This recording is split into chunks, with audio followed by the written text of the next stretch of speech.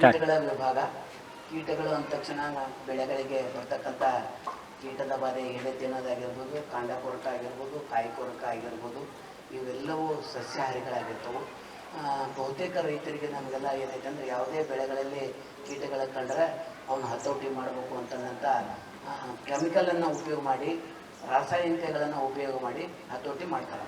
ಆದರೆ ನಿಸರ್ಗದ ವ್ಯವಸ್ಥೆಯನ್ನು ತಿಳ್ಕೊಳ್ಳುವಲ್ಲಿ ಇನ್ನೂ ರೈತರು ನಾವು ಅದ್ರ ಬಗ್ಗೆ ಹೆಚ್ಚು ಜಾಗೃತಿಯನ್ನು ಮೂಡಿಸಬೇಕಾಗಿರ್ತಕ್ಕಂಥ ಅನಿವಾರ್ಯತೆ ಐತಿ. ಯಾಕಂದರೆ ಅಲ್ಲೇ ಶತ್ರು ಕೀಟಗಳು ಮತ್ತು ಮಿತ್ರ ಕೀಟಗಳು ಅಂತಂದು ಎರಡು ವಿಭಾಗವನ್ನು ಮಾಡ್ಬೋದು. ಶತ್ರು ಕೀಟಗಳು ಯಾವಾಗಲೂ ಸಸ್ಯಾಹಾರಿಗಳಾದರೆ ಮಿತ್ರ ಕೀಟಗಳು ಮಾಂಸಾಹಾರಿಗಳಾಗಿರ್ತವೆ. ಅಂದರೆ ಉದಾಹರಣೆಗೆ ಯಾವುದೇ ಒಂದು ರಸಹೀರ ಕೀಟ ಒಂದು ಗಿಡಕ್ಕೆ ಪ್ರಾರಂಭದ ದಿನಗಳಲ್ಲಿ ಮೊದಲನೇ 20-25 ದಿವಸದ ಬೆಳೆ ಇದ್ದಾಗ ಎಲೆಗಳ ಮೃದುವಾಗಿರ್ತವೆ, ಆ ಎಲೆಗಳಲ್ಲಿ ಹೆಚ್ಚು ರಸಯುಕ್ತ ಆಗಿರ್ತವೆ. ಅವಾಗ ರಸಹೀರ ಕೀಟಗಳ ಬಾಧೆ ಜಾಸ್ತಿ ಆಗಿರ್ತೈತಿ. ಅದಕ್ಕೆಲ್ಲ ನಾವು ಮುಟ್ರು ಅಂತಂದಂತೀವಿ. ಆದ್ರೆ ಆ ಮುಟ್ರು ಬರೋಕ್ಕೆ ಕಾರಣ ಎಲೆ ಕೆಳಭಾಗದಾಗ ಆ ರಸಹೀರ ಕೀಟಗಳ ಬಾಧೆ ಹೆಚ್ಚಿಗೆ ಆಗಿರ್ತೈತಿ. ಅಂದರೆ ಥ್ರಿಪ್ಸ್ ಆಗಿರ್ಬೋದು, ಮೈಟ್ಸ್ ಆಗಿರ್ಬೋದು, ಕರೀಜ್ ಆಗಿರ್ಬೋದು, ಅಥವಾ ನಮ್ಮದು ಏನು ನೊಣ, ಬಿಳಿ ನೊಣ ಆಗಿರ್ಬೋದು, ಇವೆಲ್ಲವೂ ರಸಹೀರ ಕೀಟಗಳು ಆಗಿರೋದ್ರಿಂದ ಅಲ್ಲಿ ರಸವನ್ನು ಹೀರಿಕೊಂಡಾಗ ಎಲೆಯ ಆಕಾರ ವಿಕಾರಗೊಳ್ತೈತಿ. ಅಂದರೆ ಆಹಾರ ಸಪ್ಲೈ ಆಗಿರೋದಿಲ್ಲ ಅದಕ್ಕೆ. ಆದರೆ ನಾವೆಲ್ಲವೂ ಮುಟ್ರಿಗೆ ಏನೈತಲ್ಲ ಕಾಂಕ್ರೀಟ್ ಹೊಡಿಬೇಕು ಅಂದ್ರೆ ಹತೋಟಿ ಆಗ್ತೈತಿ ಅನ್ನೋಂಥ ಭಾವನೆಯನ್ನು ಬಹುತೇಕ ರೈತರು ನಾವೆಲ್ಲ ಹೊಂದೇವಿ. ಆದರೆ ನಿಸರ್ಗದ ವ್ಯವಸ್ಥೆ ಏನೈತಂದ್ರೆ ಆ ರಸಹೀರ ಕೀಟಗಳನ್ನು ಹತೋಟಿ ಮಾಡಲಿಕ್ಕೆ ನೈಸರ್ಗಿಕವಾಗಿ ಕೆಲವೊಂದಿಷ್ಟು LBB ಅಂತೇವೆ, ಲೇಡಿ ಬರ್ಡ್ ಬಿಟಲ್ ಅಂತಂತೀವಿ. ಅದಕ್ಕೆ ಗುಳದಾಳಿ ಹುಳ ಅಂತೇವೆ. ಆ ಗುಳದಾಳಿ ಹುಳ ನಮ್ಮ ರಸಹೀರ ಕೀಟಗಳು ಎಲ್ಲಿರ್ತೈತಿ ಆ ಭಾಗದಾಗ ಎಲೆಯ ಕೆಳಭಾಗದಾಗ ಬಂದು ಅದು ತನ್ನ ತತ್ತಿಯನ್ನು ಇಡ್ತೈತಿ. ತತ್ತಿ ಇಟ್ಟು ಬಂದಂಥ ಮರಿ ಹುಳ ಏನೈತಲ್ಲ ಅದಕ್ಕೆ ಅದು ರಸಹೀರ ಕೀಟಗಳನ್ನು ತಿಂತತಿ.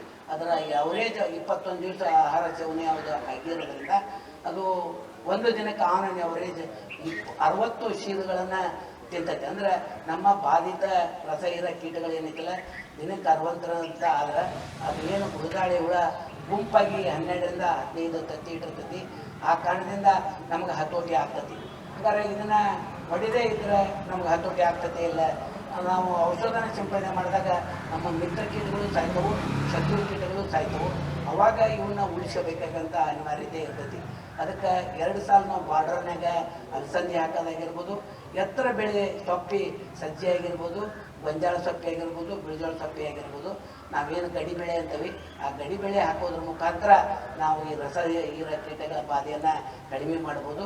ಹಾಗೆ ಬಾರ್ಡರ್ ಕ್ರಾಪ್ ಅಂತಂದು 2 ಸಾಲ ಅಲಸಂದಿ ಹಾಕಿದಾಗ ಆ ರಸಹೀರ ಕೀಟ ಬಾಧೆ ಅಲಸಂದಿ ಜಾಸ್ತಿ ಅದು ಇಚ್ಛೆ ಪಡ್ತೈತಿ, ಅಲ್ಲಿ ತನ್ನ ಜೀವನವನ್ನು ಪ್ರಾರಂಭ ಮಾಡ್ತೈತಿ. ಅವಾಗ ಅಲ್ಲೇ ನಮ್ಮ ಮಿತ್ರ ಕೀಟಗಳು LBB ಆಗಿರ್ಬೋದು, ಬರೀ ಅದು ಒಂದ ಅಂತಂದಲ್ಲ, LBB ಆಗಿರ್ಬೋದು, ಕ್ರೈಸೋಫರ್ಲ್ ಆಗಿರ್ಬೋದು, ಸಿಲ್ಫೇಟ್ ಆಗಿರ್ಬೋದು, ಜೇಡ ಆಗಿರ್ಬೋದು, ಇವೆಲ್ಲವೂ ನಮ್ಮ ಶತ್ರು ಕೀಟಗಳನ್ನ ತಿಂದು ಬದುಕ್ತಕ್ಕಂಥವು. ಇವುಗಳನ್ನು ನಾವು ಉಳಿಸಬೇಕಾದ್ರೆ ಯಾವುದೇ ರಾಸಾಯನಿಕ ಸಿಂಪರಣೆಯನ್ನು ನಾವು ಮಾಡಬಾರ್ದು.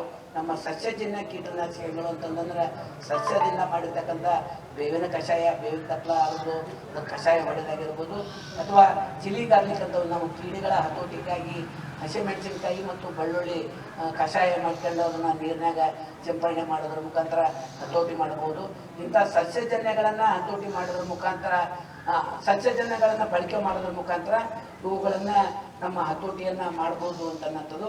ವಿಶೇಷವಾಗಿ ಇಲ್ಲೇ ನಮಗೆ ಮಿತ್ರ ಕೀಟಗಳು ನಿಸರ್ಗದೊಳಗೆ ಇರ್ತವೆ ಅಂತಂದು ಹೇಳಿದೆ. ಅಲ್ಲೇ ವಿಶೇಷವಾಗಿ ಶಿವನ ಕುದುರೆ ಅಂತಂದೇಳಿ ಒಂದು ಇರ್ತೈತಿ, ಅದು ಪ್ರೇಯಿಂಗ್ ಮ್ಯಾಂಟಿಸ್ ಅಂತೀವಿ. ಆ ಪ್ರೇಯಿಂಗ್ ಮ್ಯಾಂಟಿಸ್ ಏನೈತಲ್ಲ ಒಂದು ಗೂಡು ಅಂತಂದು ಇರ್ತೈತೆ, ತತ್ತಿ ಗೂಡು. ಇದು ಸುಮಾರು ಇದ್ರೊಳಗೆ 150 ತತ್ತಿ ಇರ್ತೈತಿ. ಇದು ಒಂದೇ ಗೂಡಿನೊಳಗೆ. ಇದು ಹ್ಯಾಚಾಗಿ ಬರ್ಬೇಕಾದ್ರೆ 6 ತಿಂಗಳು ಹಿಡಿತೈತಿ ನಮ್ಗೆ. ಅಂದ್ರೆ ಇದರಿಂದ ಬಂದಂಥ ಶಿವನ ಕುದುರೆ ಮುರಿ ಹುಳ ತನ್ನ ಜೀವಿತಾವಧಿ ಉದ್ದಕ್ಕೂ ನಮ್ಮ ರಸಹೀರ ಕೀಟಗಳು ಮತ್ತು ಕೀಟಗಳ ಬಾಧೆ ಏನಿರ್ತೈತಿ, ಲಾರ್ವಾ ಅಂತಂದು ಏನಂತವಿ, ಅದು ಎಲ್ಲ ಸ್ಟೇಜಿನ ಲಾರ್ವಾಗಳನ್ನು ತಿಂದು ಹತೋಟಿ ಮಾಡ್ತೈತಿ ಅನ್ನೋಂಥದ್ದು. ಹಾಗೆಯೇ ರಾಬರ್ ಫ್ಲೈ ಅಂತಂದು ಒಂದು ಹುಳ, ಅದು ವಿಶೇಷವಾಗಿ ಆಗಸ್ಟ್ ತಿಂಗಳ ನಂತರ ಸೆಪ್ಟೆಂಬರ್ ತಿಂಗಳು ಚಳಿಗಾಲ ಪ್ರಾರಂಭ ಆದಾಗ ಅದು ಬರ್ತೈತಿ. ಅವಾಗಳನ್ನು ಕೂಡ ನಾವು ಆ ನಿಸರ್ಗದೊಳಗಿರ್ತಕ್ಕಂಥ ಅವನ್ನ ಮಾಡ್ಕೊಂಡು ಮಾಡ್ಬೋದು. ಇದು ಮಣ್ಣಿನ ಕಣಜೀರಿಗೆ ಅಂತವಿ, ಮಡ್ ವ್ಯಾಸ್ಪ್ ಅಂತವಿ. ಆ ಮಡ್ ವ್ಯಾಸ್ಪ್ ಏನೈತಲ್ಲ ವಿಶೇಷವಾಗಿ ಇದು ಆಹಾರ ಕೀಡೆಗಳು, ಮರಿ ಕೀಡೆಗಳಿಂದ ಹಿಡಿದು ಎಲ್ಲದನ್ನು ಸಾಲಾಗಿ ಹಿಡ್ಕೊಂಡ್ಬಂದು ಗೂಡಿನೊಳಗೆ ಮಾಡಿ ಅದು ತನ್ನ ಮರಿ ತಂದಾಗ ಅಲ್ಲೇ ಸ್ಟೋರ್ ಮಾಡಿದಾಗ ಅದು ಒಂದು ಇಂಜೆಕ್ಷನ್ ಮಾಡ್ತದೆ. ಇಂಜೆಕ್ಟ್ ಮಾಡಿದಾಗ ಕೀಡಿ ಕೆಡಲಾರ್ದಂಗೆ 21 ದಿವಸ ಅದಕ್ಕೆ ಆಹಾರ ಬೇಕಾಗಷ್ಟು ತಂದು ಸ್ಟೋರ್ ಮಾಡಿ ಅಲ್ಲಿ ಒಂದು ತತ್ತಿ ಇಡ್ತೈತಿ. ಸುತ್ತಲೂ ಮಣ್ಣಿನಿಂದ ಅದನ್ನು ಪ್ಯಾಕ್ ಮಾಡ್ತೈತಿ. ಆ ಮರಿ ಅದೇನೋ ಒಳಗೆ ತತ್ತಿ ಇಟ್ಟಿತ್ತು, ಆ ಮರಿ ಆಗಿ 21 ದಿವಸ ಆಗಷ್ಟು ಏನು ಆಹಾರ ಕೊಟ್ಟಿತ್ತು ಅದಕ್ಕೆ ಲಾರ್ವಾಗಳನ್ನು ತಂದು ಸ್ಟೋರ್ ಮಾಡಿತ್ತು. ಅದು ಕೆಡಲಾರ್ದಂಗೆ ಫ್ರಿಜರಿಟಿಯಾಗಿ ಇಟ್ಟಿರ್ತೈತಿ. ಇಟ್ಟು ತಿಂದ ನಂತರ ಅಲ್ಲೇ ಒಳಗೆ ಕೋಶಾವಸ್ತಿಗೆ ಹೋಗ್ತೈತಿ. ಕೋಶಾವಸ್ತಿಗೆ ಹೊರಗೆ ಬಂದಂಥ ಪ್ರೌಢಕೀಟ ತೂತ್ ಮಾಡ್ಕೊಂಡು ಹೊರಗೆ ಬರ್ತೈತಿ. ಇದು ಕೂಡ ನಮಗೆ ಉಪಕಾರಿ ಕೀಟನ ಆಗಿರೋದ್ರಿಂದ ಇದನ್ನು ನಾವು ಉಪಯೋಗ ಮಾಡ್ಕೋಬೇಕು. ಪರತಂತ್ರ ಜೀವಿಗಳು ಅಂತ ನಾವು ಪ್ಯಾರಾಸೈಟ್ಸ್ ಅಂತವಿ. ಆ ಪ್ಯಾರಾಸೈಟ್ಸ್ ಕೆಲವೊಂದಿಷ್ಟು ಏನದಾವ ಅಂದ್ರೆ ನಿಸರ್ಗದೊಳಗೆ ಅದಾವು. ಕೊಟೇಶಿಯಾ ಆಗಿರ್ಬೋದು, ಪ್ಯಾರಾಸೈಟ್ಸ್ ಆಗಿರ್ಬೋದು. ಇವು ತತ್ತಿಯ ಮೇಲೆ ತತ್ತಿ ಇಡ್ತಕ್ಕಂಥವು ಪರತಂತ್ರ ಜೀವಿಗಳಂತವಿ. ಕೆಲವು ಲಾರ್ವಾ ಪ್ಯಾರಾಸೈಟ್ಸ್ ಅಂತವೆ, ಅವು ಹುಳುಗಳ ಮೇಲೆ ತತ್ತಿ ಇಡ್ತವು. ಅವಕ್ಕೆ ಆಹಾರ ಇಲ್ಲ ಅಂದ್ರೂ ಕೂಡ ಬೇರೆ ಕಡೆಗೆ ಅವು ಇದನ್ನ ಮಾಡೋದಿಲ್ಲ. ಆ ಹುಳಗಳ ಅವಕ್ಕೆ ಆಹಾರ ಆಗಿರ್ತದೆ. ಪ್ರೋಟೀನ್ ಹೊಂದಿರತಕ್ಕಂಥ ಅದು ದೇಹ ಹೊಂದಿರೋದ್ರಿಂದ ಅದ್ರ ಮೇಲೆ ತತ್ತಿ ಇಡ್ತಾವು. ಇಂಥವು ನಿಸರ್ಗದೊಳಗೆ ಸಾಕಷ್ಟು ಅದಾವು. ನಾವು ತಿಳ್ಕೊಳ್ಳುವ ಪ್ರಯತ್ನ ಮಾಡಬೇಕಾಗೈತಿ. ಇವನ್ನ ಪರತಂತ್ರ ಜೀವಿಗಳನ್ನ ಇತ್ತೀಚೆಗೆ ಕೃಷಿ ಲ್ಯಾಬ್ಗಳಲ್ಲೇ ಉತ್ಪಾದನೆ ಮಾಡಿ ರೈತರಿಗೆ ಕೊಡ್ತಕ್ಕಂಥ ಪ್ರಯತ್ನವನ್ನ ಮಾಡ್ಯಾರ. ನಾವು ಈಗಾಗಲೇ ಬೆಂಗಳೂರಿನ ಮತ್ತು ಕಾಡಜ್ಜಿ ದಾವಣಗೆರೆ ಇರ್ತಕ್ಕಂಥ ಕಾಡಜ್ಜಿ ಲ್ಯಾಬ್ನಿಂದ, ಧಾರವಾಡ ಲ್ಯಾಬ್ನಿಂದ, ರಾಯಚೂರು ಲ್ಯಾಬ್ನಿಂದ ತರಿಸಿ ಇದು ಕ್ಯಾಬೇಜ ಮತ್ತು ಉಳಗಾಯಿ ಬೆಳೆಗಳಲ್ಲಿ ಇದು ಉಪಯೋಗ ಮಾಡಿವಿ. ಖಂಡಿತ ಉಪಯುಕ್ತವಾದಂಥ ರಿಸಲ್ಟ್ ನಮ್ಗೆ ಸಿಕ್ಕತಿ. ಹಾಗೆಯೇ ವಿವಿಧ ಪತಂಗಗಳು, ಬೇರೆ ಬೇರೆ ಜಾತಿಯ ಪತಂಗಗಳು ಇಲ್ಲಿ ಇರೋದ್ರಿಂದ ನಮಗೆ ಐಡೆಂಟಿಫೈ ಮಾಡೋಕ್ಕೆ ಭಾಳ ತೊಂದರೆ ಆಗ್ತದೆ.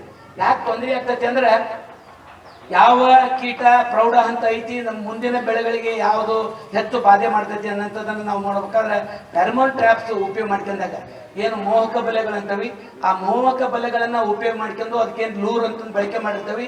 ಆ ಲೂರು ನಮ್ಮ ಬೆಳೆಗಳಿಗೆ ಯಾವ ಬಾಧಿತ ಕೀಡೆ ಐತೆ ಅನ್ನೋದನ್ನು ನೋಡ್ಕೊಂಡು ಆ ಲೂರುಗಳನ್ನು ಬಳಕೆ ಮಾಡ್ಕೊಂಡಾಗ ಅಲ್ಲೇ ಹೆಣ್ಣು ಪತಂಗಗಳು, ಗಂಡು ಪತಂಗಗಳು ಆಕರ್ಷಣೆ ಆಗಿ ಬರ್ತವೆ. ಅಲ್ಲಿ ಹೆಣ್ಣು ಪತಂಗ ಐತೆ ಅಂತಂದೇಳಿ ಭಾವಿಸ್ಕೊಂಡು ಅಲ್ಲಿ ಬಂದಿರ್ತವು. ಅವು ಮೋಹಕವಾಗಿ ಆ ಲೂರು ಫೆರಮೋನ್ ವಾಸನೆಗೆ ಅದು ಬಂದಿರೋದ್ರಿಂದ ಅಲ್ಲಿ ಹೆಣ್ಣು ಪತಂಗ ಇರೋದಿಲ್ಲ. ಅದು ಆ ಟ್ರ್ಯಾಪ್ನೊಳಗೆ ಬಿದ್ದು ಸತ್ತು ಹೋಗ್ತತಿ. ಆ ಸಾಯೋದ್ರಿಂದ ನಮ್ಮ ಬೆಳೆಗಳಿಗೆ ಇರ್ತಕ್ಕಂಥ ಬಾಧಿತ ಪ್ರಮಾಣ ಎಷ್ಟೈತೆ ಅನ್ನೋದು ಗೊತ್ತಾಗ್ತೈತಿ. ನಾವು ಔಷಧ ಹೊಡಿಲಾರ್ದಂಗನ ಅವನ್ನ ಎಕರೆಗೆ ಒಂದು 8 ರಿಂದ 10 ಲೂರುಗಳನ್ನು ಬಳಕೆ ಮಾಡ್ಕೊಂಡು ಹತೋಟಿಯನ್ನು ಕೂಡ ಮಾಡ್ಬೋದು. ಇದರಿಂದ ಎರಡನೇ ಲಾಭ ಏನಂದ್ರೆ ನಾವು ಪ್ರೌಢ ಹಂತದೊಳಗನ ಯಾವ ಕೀಡಿ ಅದರ ಆಕಾರ ಹೆಂಗಿರ್ತೈತಿ ಅನ್ನೋಂಥದ್ದು ಗೊತ್ತಾಗ್ತೈತಿ.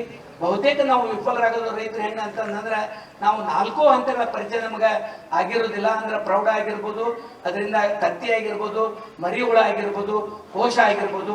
ಇವು 4 ಹಂತದ ಪರಿಚಯ ಆಯ್ತಂದ್ರೆ ಖಂಡಿತವಾಗ್ಲೂ ನಾವು ಆ ಹಂತದೊಳಗೆ ನಾವು ಎಷ್ಟು ಪ್ರಮಾಣದ ನಮ್ಮ ಮಿತ್ರ ಕೀಟಗಳೈತಿ ಅದು ಹತೋಟಿ ಆಗ್ತೈತಿ ಇಲ್ಲ ಅನ್ನೋಂಥದ್ದು ಗೊತ್ತಾಗ್ತೈತಿ. ಇಂಥ ಲೂರುಗಳನ್ನು ಬಳಕೆ ಮಾಡಿಕೊಳ್ಳೋದ್ರ ಮುಖಾಂತರ ನಾವು ನಮ್ಮ ಬೆಳೆಗಳಿಗೆ ಬರ್ತಕ್ಕಂಥ ಕೀಟದ ಬಾಧೆಯನ್ನ ಕಡಿಮೆ ಮಾಡೋದ್ರ ಜೊತೆಗೆ ನಾವು ಪರಿಸರಕ್ಕೂ ಏನೋ ಹಾನಿ ಮಾಡಂಗಿಲ್ಲ. ನಾವು ರಾಸಾಯನಿಕಗಳನ್ನ ಹೊಡೆದು ಹತೋಟಿ ಮಾಡಿದಾಗ ಅಲ್ಲಿ ಖಂಡಿತವಾಗಲೂ ಪರಿಸರದ ಮೇಲೆ ಭೂಮಿಯ ಒಳಗೆ ಅದು ಇಂಕೆಂದು ಅದು ನೀರಿನ ಮುಖಾಂತರ ಬಂದು ನಾವು ಕುಡಿತಕ್ಕಂಥ ನೀರು, ಉಸಿರಾಡ್ತಕ್ಕಂಥ ಹವಾ ಇದೆಲ್ಲ ಕಲುಷಿತ ಆಗೋದ್ರಿಂದ ಈ ಫೆರಮೋನ್ ಟ್ರ್ಯಾಪ್ಸ್ ಬಳಕೆ ಮಾಡ್ಕೊಂಡು ಹತೋಟಿ ಮಾಡೋದ್ರಿಂದ ನಮ್ಗೆ ಯಾವುದೇ ದುಷ್ಪರಿಣಾಮಗಳು ವಾತಾವರಣದ ಮೇಲೆ, ಭೂಮಿ ಮೇಲೆ, ಆಹಾರದ ಮೇಲೆ ಆಗೋದಿಲ್ಲ ಅಂತನ್ನಂಥದ್ದು ಕೂಡ ಸತ್ಯವಾಗಿರ್ತಕ್ಕಂಥದ್ದು. ಇದನ್ನ ಹೆಚ್ಚು ಹೆಚ್ಚು ಜನಪ್ರಿಯತೆಯನ್ನ ಮಾಡಬೇಕಾಗೈತಿ, ಜನರಿಗೆ ಅರಿವನ್ನು ಮೂಡಿಸ್ಬೇಕಾಗೈತಿ. ಇಲಾಖೆ ಆಗಿರ್ಬೋದು, ವಿಶ್ವವಿದ್ಯಾಲಯ ಆಗಿರ್ಬೋದು, ಕಂಪನಿಗಳಾಗಿರ್ಬೋದು, ಇವುಗಳನ್ನ ಹೆಚ್ಚು ರೈತರಿಗೆ ಪರಿಚಯಿಸೋದ್ರ ಮುಖಾಂತರ ಖಂಡಿತವಾಗಲೂ ಅವರಿಗೆ ಆರ್ಥಿಕವಾಗಿ ಹೊರೆ ಆಗ್ಲಾರ್ದಂಗ, ಪರಿಸರಕ್ಕೂ ಕೂಡ ಹಾನಿ ಆಗ್ಲಾರ್ದಂಗ ಇಂಥವುಗಳನ್ನ ಬಳಕೆ ಮಾಡ್ಕೊಂಡು ನಾವು ಉತ್ತಮವಾದಂಥ ಇಳುವರಿಯನ್ನ ಪಡಿಬಹುದು ಅಂತನ್ನಂಥದ್ದು. ಹಾಗೆ ಯಾವ್ಯಾವ ಕೀಟಗಳು, ಯಾವ ಹಣ್ಣು ನೋಡಕ್ಕ ಅಥವಾ ಹಣ್ಣಿನ ಗಿಡಗಳಿಗೆ ಬರ್ತಕ್ಕಂಥ ಕೀಟಗಳು